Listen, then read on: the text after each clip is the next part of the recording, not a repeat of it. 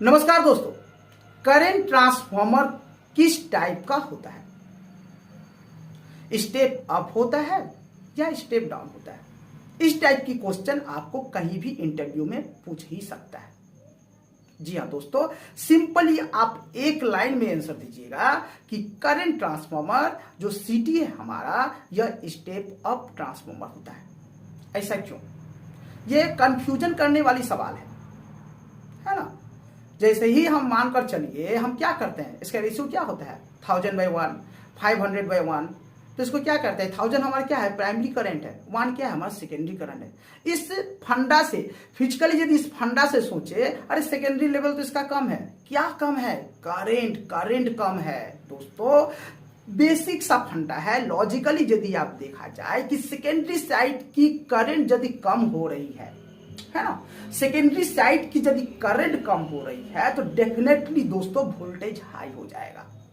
अब secondary side की voltage यदि हाई हो जाता है तो इस टाइप की ट्रांसफार्मर को हम किस नाम से जानेंगे? किस टाइप से जानेंगे? स्टेप अप ट्रांसफार्मर के नाम से जानेंगे ना, क्योंकि ये सेकेंडरी साइड की करंट लेवल को इतना कम कर देती है कि जिसकी सहायता से हम मीटरिंग डिवाइस में इसको कनेक्टिविटी कर हाई करंट को मेजरिंग कर पाते हैं।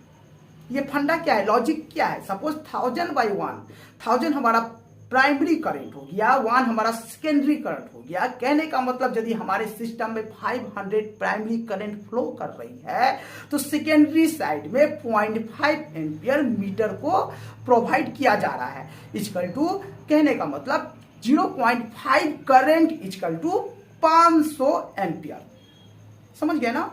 यह हमारा सेकेंडरी साइड का क्या है? 1 एम्पियर। ये 1 एम्पियर इक्विवेलेंट हुआ हमारा 1000 एम्पियर। यदि हमारे मीटर में 1 एम्पियर फीडबैक जा रहा है डिवाइस को, तो हमारे हाई करंट, जो हमारा प्राइमरी साइड में हाई करंट, उसमें 1000 एम्पियर फ्लो कर रहा है। इस फंडा से, इस लॉजिक से काम करता है।